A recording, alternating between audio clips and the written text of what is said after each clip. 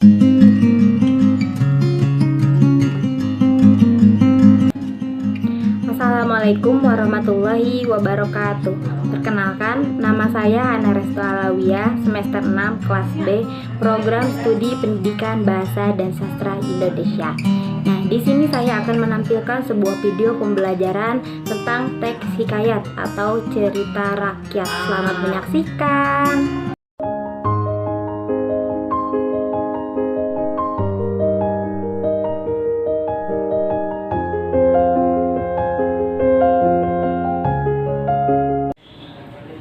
Assalamualaikum. Waalaikumsalam. Bismillahirrahmanirrahim. Assalamualaikum warahmatullahi wabarakatuh. Waalaikumsalam warahmatullahi wabarakatuh. Hari ini gimana kabarnya semua? Alhamdulillah sehat. Alhamdulillah. Nah, kalau begitu, apakah hari ini sudah berdoa?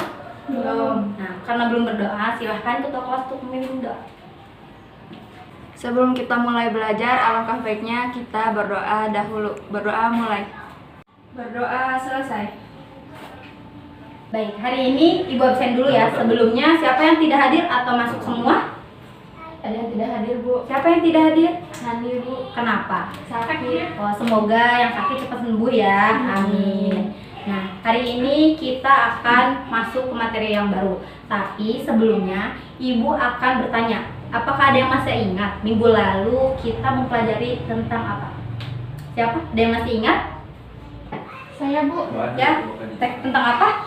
Tentang teks anekdot, Bu. Ya, betul. Minggu lalu kita mempelajari tentang teks anekdot. Sebelumnya, apakah ada yang masih ingat apa pengertian dari teks anekdot? Saya, Bu. Ya, apa? Teks anekdot adalah cerita singkat yang di dalamnya mengandung unsur lucu dan memiliki maksud untuk mengkritik. Ya, bagus sekali jawabannya. Nah, teks anekdot itu adalah cerita yang di dalamnya mengandung unsur kritik. Nah, selanjutnya, apakah ada yang masih ingat apa saja struktur dari teks anekdot? Saya, Bu. Ya, silakan Anggi. Struktur teks anekdot itu ada abstrak, orientasi, krisis, reaksi, dan koda. Ya, bagus sekali. Tepat jawabannya. Beri tepuk tangan untuk Putri dan Anggi. Nah, jadi struktur teks anekdot itu ada abstrak, orientasi, krisis, reaksi, dan juga koda. Karena materi minggu lalu kalian sudah memahami, jadi Ibu putuskan hari ini untuk masuk ke materi yang baru. Ya, tolong perhatikan ke depan. Nah, kali ini kita akan masuk ke materi yang baru, yaitu tentang cerita rakyat atau hikayat. Nah, sebelum Ibu membahas materi tersebut, Ibu akan membacakan tujuan pembelajaran hari ini. Yang pertama, peserta didik mampu menyebutkan nilai-nilai hikayat. Yang kedua, peserta didik mampu menyebutkan kebahasaan hikayat. Yang ketiga, peserta didik mampu membandingkan nilai-nilai dalam hikayat dan cerpen. Yang keempat, peserta didik mampu membandingkan kebahasaan dalam teks hikayat dan cerpen. Dan yang kelima, peserta didik dapat mempresentasikan hasil kerja siswa di depan kelas dengan percaya diri. Nah, langsung saja kita masuk ke materi selanjutnya, yaitu pengertian teks hikayat. Nah, sebelumnya, apakah ada yang tahu apa pengertian dari teks hikayat? Silakan, ada yang tahu? Saya, Bu. Ya, silakan Anggi.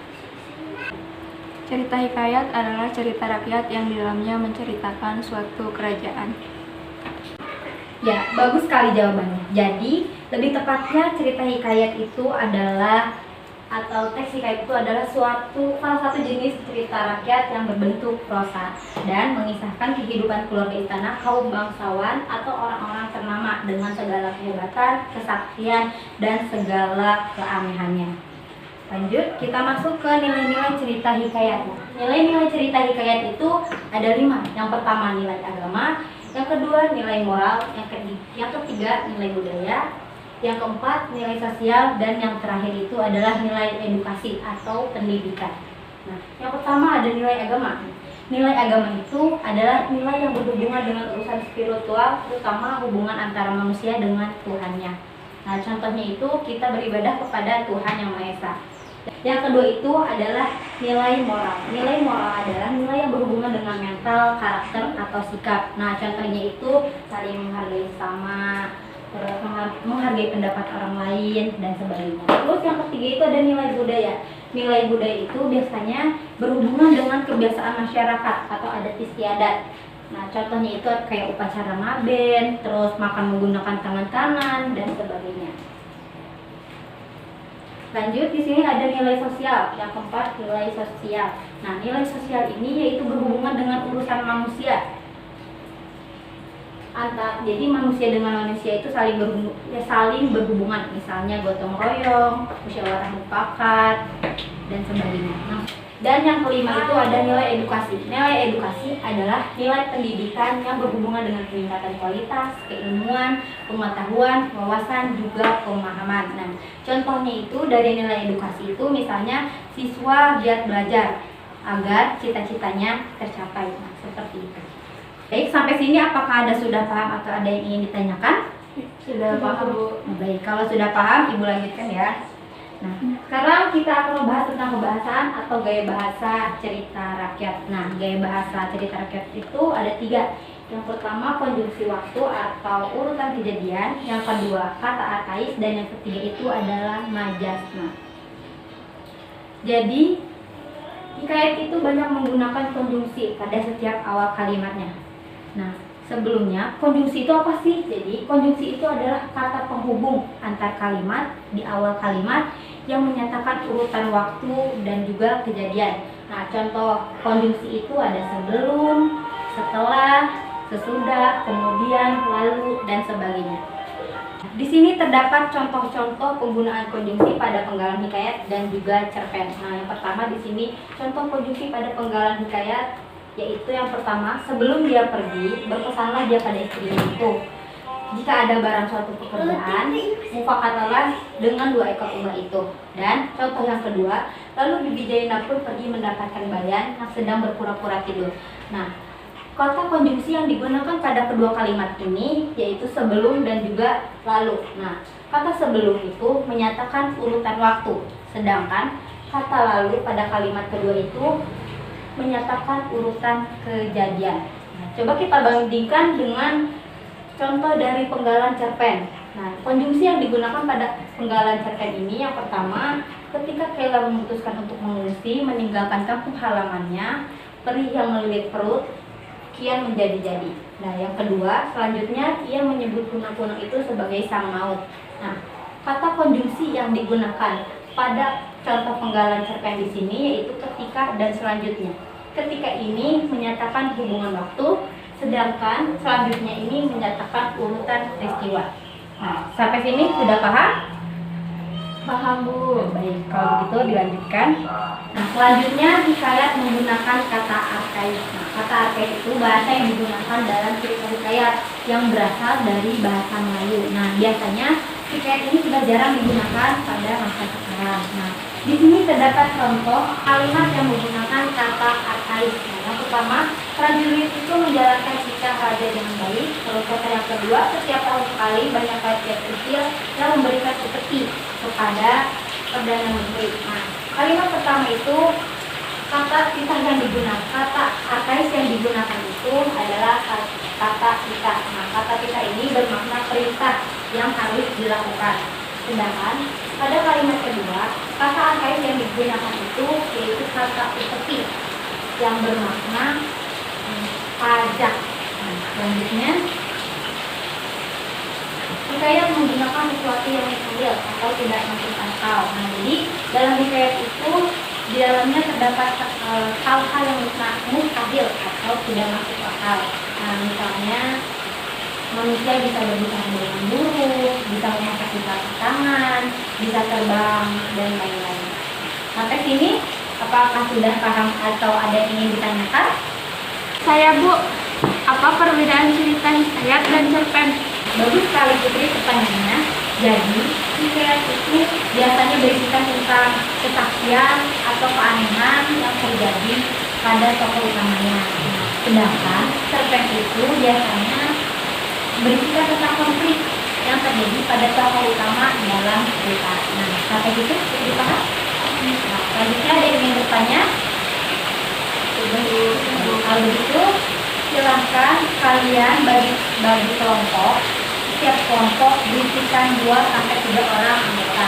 Nah, jika sudah, kalian baca hikayat Bayan Budiman dan juga cerpen Tukang Pijit Keliling pada lembar kerja ini. Setelah itu, kalian bandingkan nilai-nilai yang terdapat pada pada hikayat dan cerpen tersebut.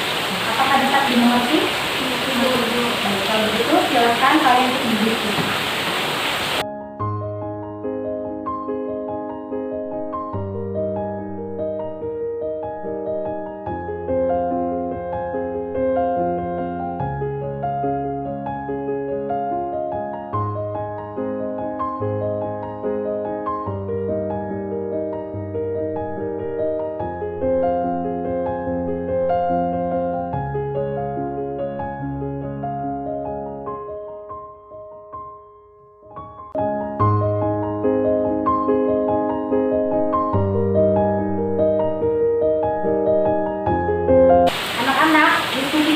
Sudah selesai? Sudah. Kalau begitu silakan untuk kelompok 1 untuk mempresentasikan hasil diskusinya di depan kelas ya. Silakan untuk kelompok 1 maju ke depan.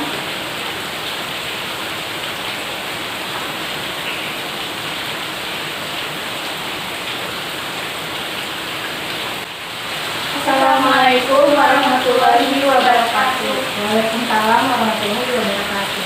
Nama saya Anita Rahmawati dan saya berkenan di sini kami akan mempresentasikan hasil diskusi kami. Yang pertama, moral. Konsep nilai hikayat seorang istri yang ingin berbuat curang pada suaminya. Buku kutipannya, kata beberapa lama ditinggal suaminya, ada anak raja Ajang berkuda lalu melihatnya rupa bibi Zainab yang terlalu elok. Berkencanglah mereka untuk bertemu melalui seorang perempuan tua. Konsep nilai cerpen, kita harus ramah terhadap orang lain dan peduli kepada sesama. Bukti-buktikannya, selain itu, Darko memiliki pembawaan sikap yang ramah, tidak mengharapkan bila orang-orang kampung segera merasa akrab dengan dirinya. Yang kedua, agama. Konsep nilai hikayat menjunjung tinggi aturan agama. Bukti-buktikannya, maka bernasihatlah tentang perbuatannya yang melanggar aturan Allah SWT. Konsep nilai cerpen, bersyukur terhadap segala hal. Bukti-buktikannya, dia selalu mensyukuri mimpi meskipun percaya mimpi tak akan mengubah apa-apa. Yang ketiga, sosial. Konsep nilai hikayat membantu orang lain. Bukti-buktikannya, Bayan yang bijak bukan saja dapat menyelamatkan nyawanya, tetapi juga dapat menyekat istri tuannya daripada menjadi istri yang curang. Dia juga dapat menjaga nama baik tuannya serta menyelamatkan rumah tangga tuannya.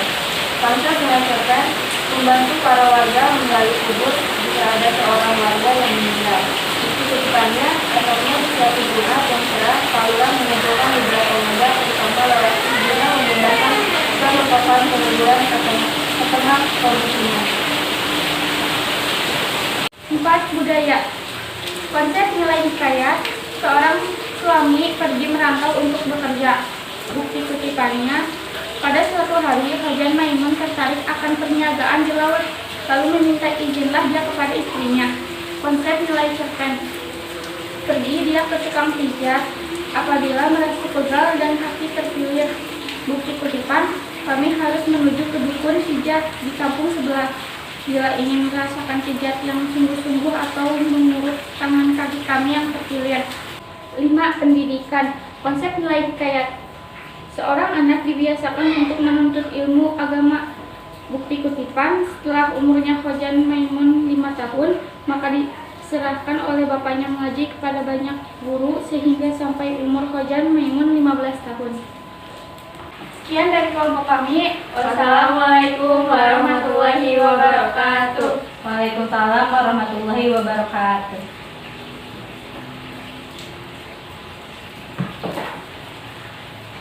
Tadi kalian sudah mempresentasikan hasil diskusinya dan Ibu simak ternyata kalian sudah bisa dan paham bagaimana cara membandingkan nilai-nilai pada hikayat dan juga cerpen. Nah, untuk tugas selanjutnya, jadi silahkan kalian bandingkan gaya bahasa atau kebahasaan pada hikayat tersebut dan juga cerpen yang tadi ya. Nah, Kemudian sekarang kita ada kuis. Silahkan buat kalian mempersiapkan kertas lembar. Kemudian kalian jawab pertanyaan-pertanyaan yang akan Ibu bacakan ya. Pertanyaan yang pertama, apa pengertian cerita hikayat? Silahkan kalian jawab.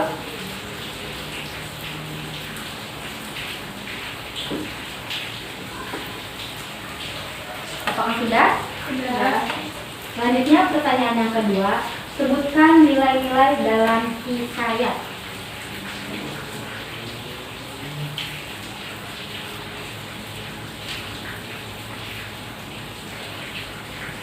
Sudah, Bu. Sudah? Ya, selanjutnya yang ketiga, sebutkan gaya bahasa dalam hikayat.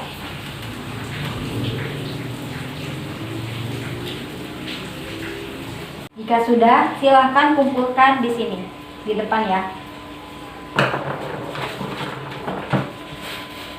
Baik. Mungkin Ibu cukupkan pembelajaran kali ini. Nah, sebelumnya Ibu akan membacakan kesimpulannya. Jadi, cerita hikayat adalah salah satu jenis cerita rakyat yang disajikan dengan bahasa Melayu klasik yang menonjolkan unsur penceritaan berciri kemustahilan dan kesaktian tokoh-tokohnya. Nah, sebelum mengakhiri pembelajaran hari ini, alangkah baiknya ketua kelas memimpin doa. Silakan ketua kelas untuk memimpin doa. Untuk mengakhiri pembelajaran hari ini, alangkah baiknya kita membaca doa. Berdoa mulai. Berdoa selesai. Terima kasih semuanya. Wassalamualaikum warahmatullahi wabarakatuh.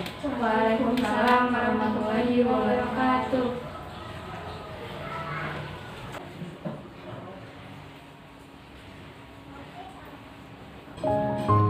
Sekian video pembelajaran dari saya, semoga bermanfaat. Wassalamualaikum warahmatullahi wabarakatuh.